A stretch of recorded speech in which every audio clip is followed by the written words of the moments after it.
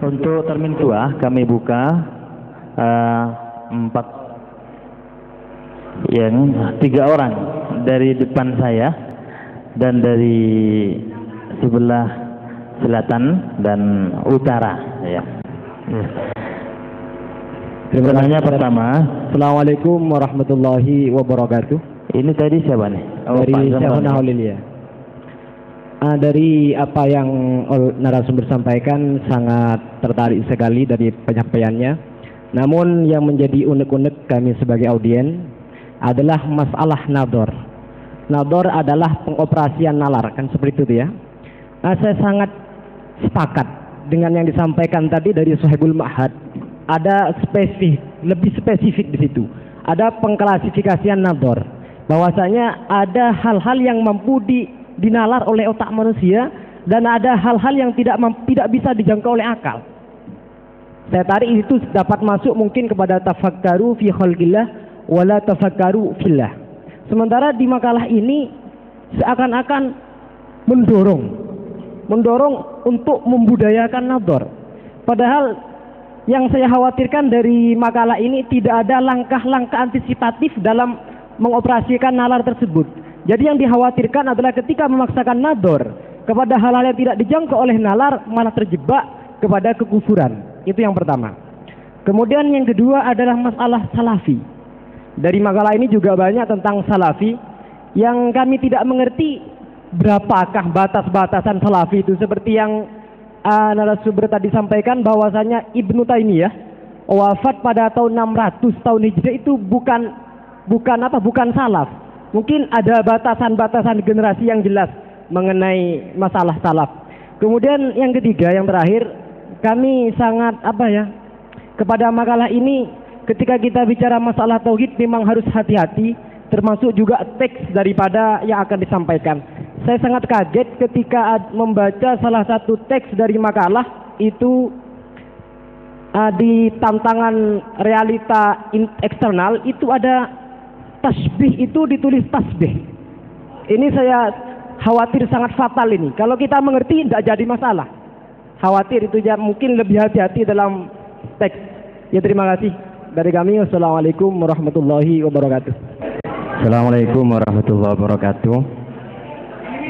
Nama saya Samsul Bahri, delegasi umat Islam. Di sini kami menyoroti sub B, tema tantangan realita eksternal yang berbunyi konspirasi busuk. Di sini dijelaskan bahwa Wahabi termasuk bagian dari mereka yang menghapus, menambah, mendistorsi, merevisi dan sisi lainnya.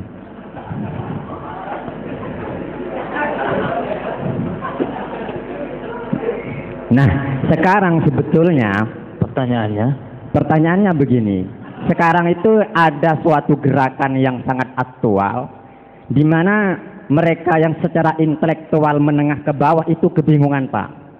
Yaitu tentang paham-paham liberalisme ya, Ahmadiyah, yang menganggap bahwa ada nabi zaman baru, ada nabi masa kini yang disebut dengan siapa itu Firza Ahmad, Ghulam Ahmad. Itu meyakini Nabi Muhammad sebagai nabi tapi bukan yang terakhir. Itu kan problem yang sangat fundamental. Yang kedua adalah ada anggapan-anggapan bahwa semua agama sama. Nabi Muhammad adalah juga suatu sosok yang perlu kita kritisi. Ya. Dan juga ada yang menganggap bahwa agama tak lebih dari sebuah baju. Ini kan sangat vulgar. Dan mereka berpandangan, punya anggapan seperti itu, bertolak kepada suatu pandangan bahwa an-nusus kulan nusus doniyat, semua teks itu tidak punya kebenaran secara absolut, semuanya doni. Yang saya pertanyakan, ternyata pelaku mereka itu adalah para intelek kelas elit. Ironisnya banyak dari tokoh-tokoh nadiyin. Yang saya pertanyakan, poin-poin ilmiah mereka itu gimana, plus juga implikasi pelakunya juga gimana. Ini kan juga bagian kalau boleh dikatakan sebagai konspirasi busu atau asaddal busu.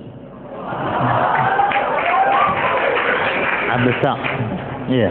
Yang kedua, masih dalam konteks nador atau syahid ya. Tadi disinggung oleh Bapak pemakalah bahwa nador atau syahid itu juga harus tahu betul, karena definisi daripada tauhid adalah ma'rifah. Ma'rifah adalah sebuah pengertian yang tak tahu betul benih keng utawan. Nah, sekarang setelah dikontekkan dengan kenyataan ya, dengan kenyataan ternyata kalau nador ada suatu keharusan dan kita mengikis suatu taklid, saya tidak sepakat. Masalahnya khususnya umat Islam di Indonesia ini secara intelektual, apalagi dalam tauhid, ini tidak begitu menggeluti dan banyak yang menganut kepada paham-paham taklid. Kalau dipaksa ini malah nanti mukallafah ala ghairi takidihi. La yukallifullahu nafsan illa wus'aha. Ini kan suatu ada semacam toleransi sepertinya. Terima kasih. Wassalamualaikum warahmatullahi wabarakatuh. Penanya keempat. Iya. Assalamualaikum warahmatullahi wabarakatuh. Langsung saja ya. Tolong yang tutup poin saja. Ya, langsung. Nama saya Muhammad Imron dari desa dari Dulkah. Pertanyaan saya tidak pada metode penulisan, juga tidak mengkritik pada makalah karena sudah terlalu banyak. Tapi pertanyaan saya adalah tentang kita sebagai umat Islam, khususnya Asy'ariyah belakangan ini adalah diwajibkan untuk mengetahui aqaidul khamsin bi adillatiha walau ijmalan. Nah, aqaidul khamsin itu kan dibuat dan disusun oleh Imam Asy'ari dan zaman-zaman setelahnya adalah ketika berhadapan dengan lawan-lawan firqah mereka pada waktu itu, yaitu misalnya versus Qadariyah, Mu'tazilah, Jabariyah, Murji'ah, Syiah dan Khawarij. Hingga kemudian antara yang khamsin itu juga sebenarnya tidak paten. Kalau Imam Asy'ari sendiri tidak sampai 50, karena bagi dia qadiran muridan itu adalah bukan sifat, itu hanya i'tibar. Itu masalahnya. Di masa itu problemnya mereka berhasil. Jadi untuk pemecahan nazarnya itu wujubun nazar itu berhasil dengan aqaidul khamsin. Tapi pada saat ini tantangannya kan berbeda. Khawarij sudah kita bilang hampir tidak ada, mungkin hanya Ibadiyah di Oman. Murji'ah sudah tidak ada yang eksis.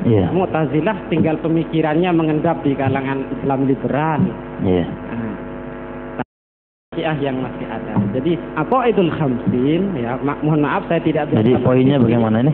Aqaidul khamsin itu mestinya bagaimana kita aktualisasikan sekarang. Iya. Berhadapan dengan yang kita sebut dengan Wahabi atau yang mereka menyebut dirinya Salafi, dengan Syiah yang ada di zaman sekarang. Jadi mohon terutama ini, juga dengan di Islam liberal. Ini pertanyaannya apa ini? Jadi ini permohonan untuk mengaktualisasikan begitu ya? Bagaimana caranya? Gitu. Oh iya. Ya sudah. Mungkin bisa difaham pertanyaan saya. Sudah difaham. Bagus bahasanya.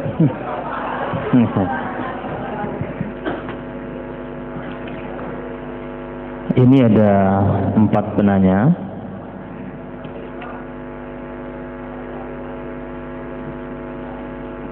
Dipersilakan untuk menanggapi pertanyaan yang pertama, kedua, dan sampai keempat. Bismillahirrahmanirrahim. Semakin hangat diskusi kita. Pertanyaan yang pertama, ada hal-hal yang tidak bisa dijangkau oleh akal, begitu tadi pertanyaan yang pertama kalau tidak salah. Ada hal-hal yang tidak terjangkau oleh akal, terus bagaimana dengan nazar? Orang yang nazar dia akan sampai al-ajzu anil idraki idraku. Ketidakmampuannya itu menandakan Al-ajzu anil idraki idraku. Kemudian batasan salaf. Batasan salaf, jumhur ulama mengatakan 300 tahun dari mulai Nabi sampai abad ketiga. Itu yang disebut dengan salaf. Orang-orang yang datang setelah. Jadi tentu salaf yang dimaksud di sini adalah salaf soleh. Iya, karena ada lagi nanti yang lainnya, mereka juga kalau dilihat dari zamani salaf. 3 abad pertama, kalau ada orang yang datang di luar dari 3 abad tersebut dan sesuai dengan mereka yang ada di 3 abad pertama, dengan mereka yang disebut dengan salafus soleh, maka mereka bisa disebut salafi. Tapi tetap bukan salafi zamani.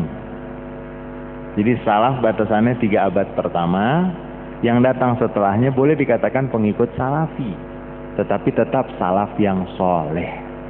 Karena ada juga yang hidup di abad ketiga, di dalam lingkup abad ketiga Hijriah tersebut, mereka-mereka yang mujassimah, yang meyakini benar bahwa Tuhan itu di langit,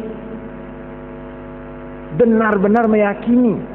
Sampai ada satu kitab namanya Al-Ulu lil Aliyil Ghaffar. Al-Imam Az-Zahabi pada masa mudanya menulis satu kitab Al-Ulu, mengumpulkan semua ayat-ayat yang menurut keyakinannya menyatakan bahwa Tuhan di langit. Ar-Rahman 'alal 'arsy istawa.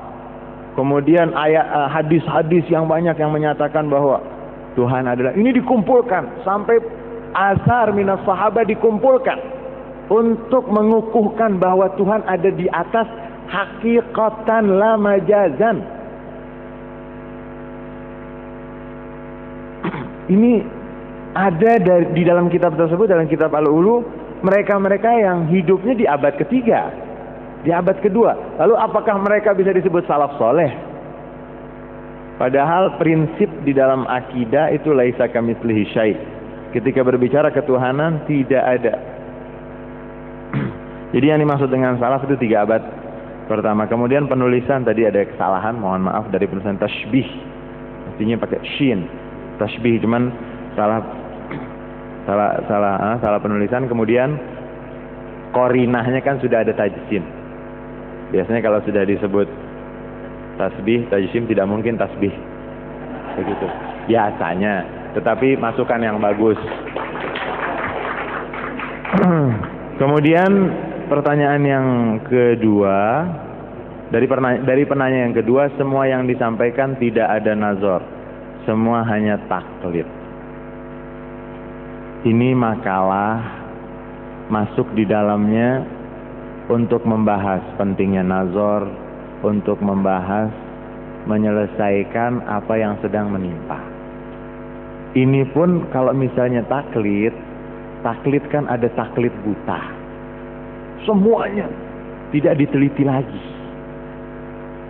Nazar yang saya maksud di dalam penulisan tersebut, budaya kita ketika ingin berakidah tuh harus dengan nazar. Saya mengingatkan kembali. Tetapi bukan berarti seluruh pesantren tidak ada yang nazar, salah. Kecuali saya bilang semua pesantren melarang nazar. Kan tidak, marilah. Tidak, saya menyuarakan mari kita budayakan kembali budaya nazar tersebut. Memang kalau nggak bisa dipaksakan, karena sekarang yang memaksa siapa? Kan saya bilang kita ambil langkah-langkah yang bijaksana. Kecuali mari, kan di akhir saya bilang dalam solusi kita harus mengambil langkah-langkah yang bijaksana, dari mulai metode semuanya. Ini kita perlu, antum ini sebagai asatidzah harus mempunyai sumbangsih. Bagaimana kita memikirkan kondisi kita sekarang ini benar-benar memprihatinkan dan memanggil kita. Kita terpanggil seluruhnya untuk memberikan sumbangsih bagaimana Islam ini bisa kokoh. Islam ini betul-betul bisa. Kita sebagai orang yang mengaku Islam mempunyai sesuatu yang menandakan bahwa kita ini cinta dengan Islam. Kemudian pertanyaannya tadi seakan-akan dalam tulisan tersebut terfokus. Dalam tulisan ini saya hanya memfokus kepada Wahabi. padahal yang lain tidak. Maksudnya kenapa seperti ada kebencian dengan Wahabi? Syiah tidak pernah mengaku ahli sunnah. Betul tidak? Betul tidak? Syiah kan tidak pernah mengaku ahli sunnah. Saya kan berbicara yang di dalam ahli sunnah, atau yang mengklaim dirinya sebagai ahli sunnah. Oleh sebab itu saya fokus ke situ. Jangan sampai tertipu. Kalau Syiah sudah jelas dia Syiah, Khawarij jelas. Tapi ini mengatasnamakan ahli sunnah. Kemudian yang saya berikan tadi itu informasi, ada pemotongan, ada pemalsuan kata-kata, ada semuanya. Itu terbukti. Silahkan Anda pergi haji, kemudian Anda beli buku-buku. Nanti ada waktunya mungkin diberikan oleh moderator ya. Saya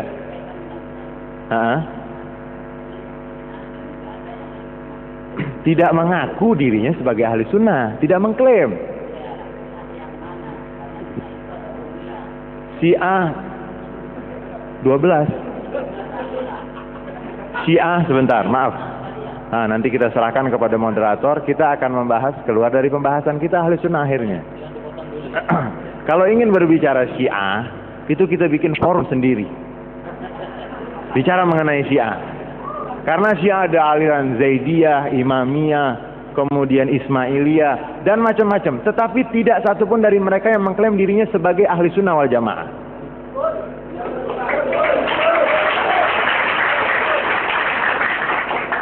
Silahkan Anda baca referensi dari Syiah, Imamiyah, Zaidiyah, Ismailiyah. Silahkan, tidak ada yang mengaku dirinya sebagai ahli sunnah wal jamaah. Kembali lagi kepada seakan-akan ada kebencian kepada Wahabi. Maaf kalau di dalam tulisan tersebut tersirat kebencian terhadap Wahabi, tetapi ini adalah satu yang memang saya keluarkan, saya ungkap untuk membuka kembali mata kita, hati kita bersama-sama. Hati-hati ketika membeli. Karena begini, kalau orang Syiah itu nggak ada yang menerbitkan kitab Azkar An-Nawawi kemudian dirubah-rubah, tidak. Kemudian menerbitkan buku Imam Abul Nasiruddin Ad-Dimashqi, mempunyai satu kitab membela Ibnu Taimiyah. Ketika diterbitkan buku tersebut, muhakkik yang mentahkik kitab tersebut mengatakan bahwa Ibnu Nasiruddin Ad-Dimashqi adalah orang yang mencintai Ibnu Taimiyah. Kemudian Al-Imam Abul Ala Al-Bukhari, orang yang benci dengan Ibnu Taimiyah dan mengkafirkan Ibnu Taimiyah, dia adalah seorang kana syadidal iltisaq bil hukam. Dia seorang yang dekat, rapat. Padahal ketika kita kembali ke tarajum, bukan syadidal iltisaq, tapi syadidal itti'az. Kalau memberikan mau'izah kepada hukam, dia keras. Lihat. Dan banyak lagi, nanti silahkan bisa difotokopi, ada beberapa kitab yang saya bawakan. Memang jelas-jelasan bukti bahwa ulama-ulama atau yang dikatakan ulama dari mereka mengklaim dirinya sebagai ahli sunnah, tapi memukul Imam Abul Hasan Asy'ari, memukul Imam Ghazali, mengatakan mereka ini salah, mengatakan ini, itu, mengatakan bahwa akidah ahli sunnah adalah afrakhul mu'tazilah. Afrakh ini kalau misalnya anak ayam. Afrakhul mu'tazilah. Jadi yang ditetaskan dari Mu'tazilah. Dan banyak sekali julukan-julukan yang tidak bagus. Mereka mengklaim diri mereka ahli sunnah. Lalu Asy'ariyah, mereka anggap orang yang benar-benar ahlul bid'ah, sampai disebarkan secara gratis di Timur Tengah satu buku ditulis oleh seorang profesor dari Jamiah Ummul Qura bernama Safar Al-Hawali. Bukunya bukunya Manhajul Asy'ariyah fil I'tiqad. Di dalam buku tersebut dikatakan bahwa Asy'ariyah adalah aliran yang tidak benar. Semua mazahibul arba'ah menyatakan anti dengan Asy'ariyah. Setelah diteliti bahwa yang disampaikan di dalam buku tersebut cacat ilmiah. Dia membawakan riwayat-riwayat yang tidak kuat dari mazhab Syafi'i, dari mazhab Maliki, dari mazhab Hanafi untuk memojokkan Asy'ariyah, untuk mengelabui orang-orang yang beriktikad sesuai dengan Abul Hasan al-Asy'ari, tetapi dia tidak dalam ilmunya, tidak bisa mengecek kembali keotentikan buku-buku tersebut. Ini yang terjadi. Tetapi ulama Asy'ariyah semenjak dahulu sampai sekarang tidak pernah melakukan hal-hal seperti itu. Berbeda, silahkan berbeda, jangan membawa emosi. Silahkan berpikir jernih. Kalau terjadi perbedaan, silahkan berbeda. Yang penting kita mempunyai argumen, menyampaikannya dengan tujuan menyampaikan kebenaran, tidak untuk mengangkat diri sendiri, tidak untuk kepentingan golongan, tetapi untuk mengatakan sesuatu yang benar adalah benar. Silahkan, yang mau mengikuti ahlan wa sahlan, yang tidak mau mengikuti la yukallifullahu nafsan illa wus'aha, la ikraha fid din. Tetapi akal berbicara dengan akal, hati dengan hati, tidak boleh terpancing dengan emosi. Kemudian label Wahabi, saya mengatakan bahwa mereka itu pernah mengatakan diri mereka adalah atba' Muhammad bin Abdul Wahhab. Kemudian memang kita dan ulama-ulama kita mengatakan mereka adalah kaum Wahabi. Mereka sendiri tidak menerima kalau mereka dikatakan kaum Wahabi, tetapi mereka menamakan diri mereka Salafi. Memang benar mereka tidak pernah mengklaim secara langsung mereka Wahabi, tetapi mereka adalah atba' Muhammad bin Abdul Wahhab. Jelas-jelasan. Hampir setiap tahun mereka melaksanakan bukan maulid tapi usbu' Muhammad bin Abdul Wahhab. Benar. 1 minggu. Tetapi mereka memusuhi kita yang merayakan maulid, kita yang merayakan. Mereka tidak bikin museum untuk peninggalan sejarah Rasulullah. Tapi mereka buat museum perjuangan nasional. Satu lagi, Anda kalau masuk ke Masjidil Haram lihat pintu nomor 1 nama siapa? Ada yang pernah memperhatikan? Di Indonesia Ariswendo habis karena meletakkan Rasulullah nomor berapa waktu itu? Ariswendo nomor 11. Di Masjidil Haram pintu nomor 1 nama raja pendiri kerajaan Saudi.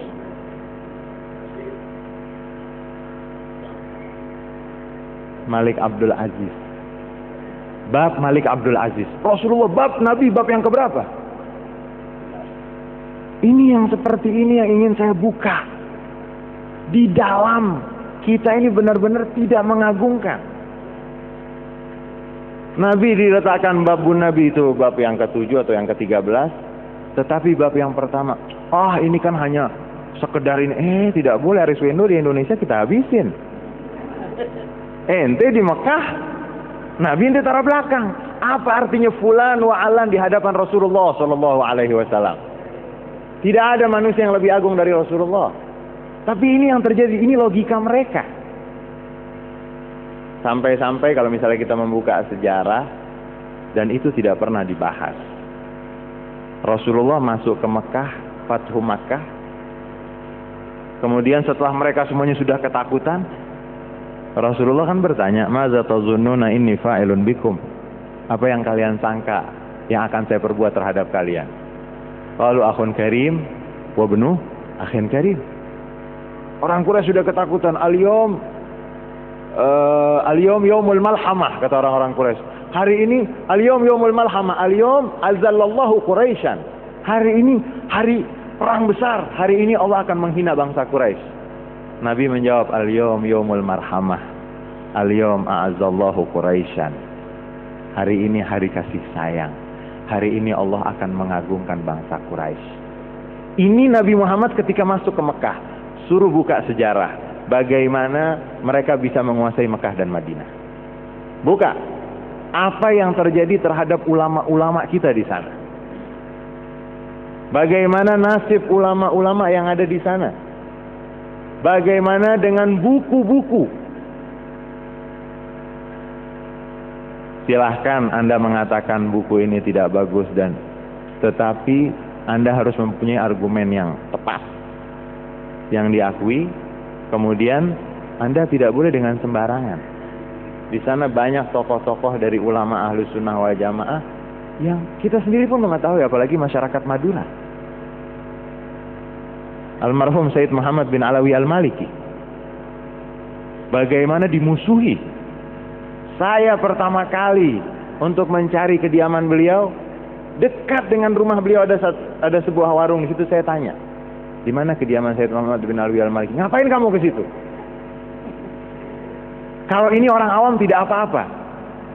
Tetapi beberapa imam, saya kan katakan juga di sini, sebagian para penganut Wahabi, untuk sebagian loh saya katakan, tidak seluruhnya. Sebagian para penganut Wahabi atau Salafi, yang biasa dikenal dengan Salafi, untuk meruntuhkan Ahlussunnah mereka menempuh cara-cara yang tidak terhormat. Buku-buku diterbitkan untuk mengatakan bahwa ibu bapak Nabi masuk neraka. Buku-buku diterbitkan, buku-buku yang dipegang oleh Ahlussunnah seperti Al-Ibana fi Ushul Diyana. Kalau sudah disebut Ibana, Abul Hasan Asy'ari sudah ma'ruf. Itu diterbitkan sengaja untuk menyatakan bahwa Asy'ariyah berbeda dengan Abul Hasan Asy'ari. Padahal setelah diteliti, buku Ibana tersebut tidak kuat. Kemudian pertanyaan dari penanya ketiga. Yang pertama apa pertanyaan itu? Oh, tadi kan saya katakan kita di sini hanya berbicara mengenai Ahlus Sunnah, Asy'ariyah, konteks kita sekarang ini. Ahlus Sunnah, Asy'ariyah wal Jamaah, kemudian tantangan dan solusi. Saya fokuskan yang berhubungan dan mengklaim dirinya sebagai ahli sunnah. Itu yang saya fokuskan. Yang di ahli sunnah dan mengklaim. Yang mengklaim ataupun yang benar-benar. Ini yang saya fokuskan. Mengenai Ahmadiyah nanti bisa kita bahas pada forum yang lain. Mengenai Ahmadiyah, kemudian jaringan Islam liberal, itu di forum yang sendiri. Yang saya maksud di sini adalah tantangan yang paling dekat dengan kita dan mengklaim dirinya sebagai ahli sunnah. Ahmadiyah nggak mengaku dirinya sebagai ahli sunnah. Terang-terangan dia tidak mengaku. Kemudian ada Islam intelektual. Ternyata para intelektual ini yang mengaburkan. Umat jadi bingung katanya. Dengan para intelektual, biar nggak bingung. Nah, nazar. Kita tidak membenahi sehingga kita tidak mempunyai landasan yang kuat. Bingung, mudah dibingungkan. Tetapi ketika kita mempunyai landasan yang kuat, siapapun yang berbicara, dimanapun dia berbicara, tetapi kita mempunyai pondasi yang kokoh, kita tidak akan tergoyahkan. Kemudian tidak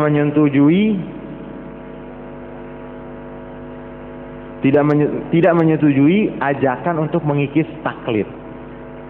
Saya katakan tadi ada langkah-langkah yang bijaksana, bukan berarti kita bubarkan ini semuanya, kita ganti. Tidak seperti itu, ada langkah-langkah yang bijaksana. Yang tidak mampu silahkan semampunya, tetapi usaha yang maksimal. Tetapi kalau taklid kita biarkan, kita agung-agungkan, kondisi ini akan terus terpuruk. Di dalam akidah akan terpuruk. Kalau akidahnya sudah tidak kuat, yang lainnya tidak bisa diharapkan. Ingin sholat, ingin zakat, ingin ini, karena sudah tidak menancap sekali di dalam dadanya dan tidak mempunyai keyakinan yang kuat, sehingga kalau ada isu-isu tertentu mudah dia tergoyahkan. Ada Islam ini, ada Islam itu, mudah tergoyahkan. Tetapi kalau kita sudah mempunyai landasan yang kuat, apapun yang datang kita tidak akan tergoyahkan. Jadi yang saya maksud dengan berusaha mengikis taklid, saya berbicara di hadapan antum. Antum mempunyai umat juga. Bagaimana kita mengangkat kualitas umat? Tentunya dengan langkah-langkah yang bijaksana. Kemudian pertanyaan dari penanya yang terakhir, di masa sekarang konsep tauhid atau aqaid khamsin diaktualisasikan. Bagaimana? ini kita membutuhkan seminar metodologi akidah khusus